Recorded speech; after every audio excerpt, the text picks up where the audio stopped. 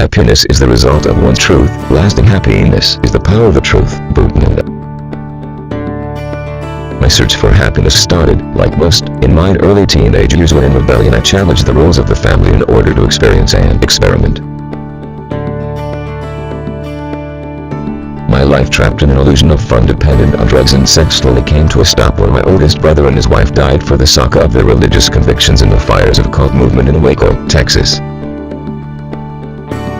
My brother's death invited me to let go of many of the destructive habits I had accrued, and it also provoked me to contest all religious beliefs.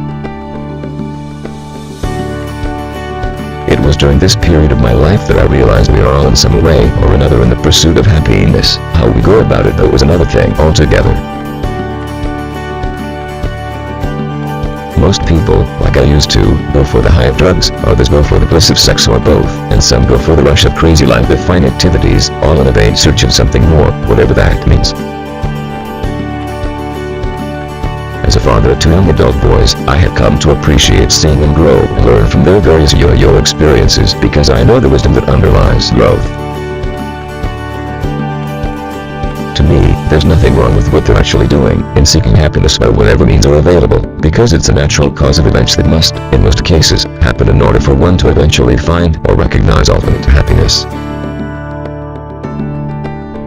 Those of us who have already walked the same path know that the only thing that needs changing is the direction they're moving in.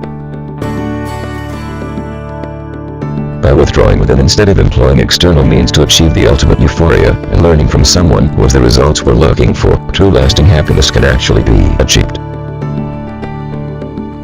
Happiness is a state of mind, left brain stuff, and mindlessness, right brain stuff. The reason why people in general find it difficult to believe that people can actually be happy all the time is because most people in the world are taught to use their left brain from an early age and disregard or at least limit their use of the right brain for the sake of reality. Our physical reality is based on our senses and the information they send to the brain. The problem with it is, our brain, senses, and our body is an illusion and therefore not real in the sense that it is impermanent. It's a creation or manifestation of the real conscious intelligence. This is why it's important to know who one is.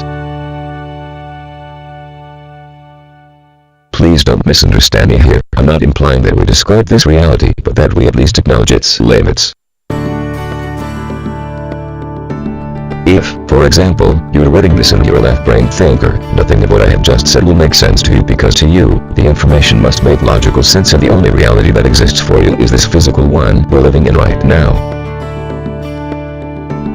What you don't realize is your very body is proof of the ever-evolving creative, sustaining and recreative forces of this physical and metaphysical universe, and that everything in its essence is pure energy.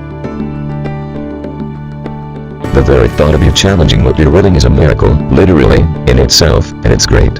With an open mind, you'll find the answers you're looking for, if and when you ask the right questions, and it might not be what you expect. Those of you who use the right brain, on the other hand, know exactly what I'm talking about. These are the poets, artists, musicians, inventors, spiritual counselors, and world changers, etc. To you, everything is important. There is no coincidences in life, and what you see is not always what is. In summary, if you want to be happy all the time, first learn to use and balance both the left and right brain by being aware of the direction your energy is flowing. For instance, be familiar with the energy centers and how energy or prana affects your body. Secondly, be conscious of your thoughts and emotions. They should always be in check. Finally, but most importantly, know and utilize the two keys to enlightenment and self-realization, meditation and devotion. One without the other creates an imbalance in the spiritual aspirant's left and right brain. Self-realization may be reached with the use of one key, but complete happiness will always be eluded.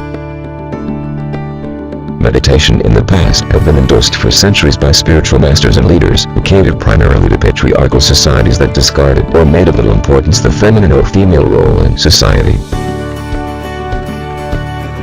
Today, new light has emerged, and we now know that meditation is a male energy activity with the use of the mind and mental faculty. quotient is ethenial energy activity with the use of the heart and feeling faculties, both are vitally essential not only for the birth of the spiritual child, but also for our happiness and future human evolution.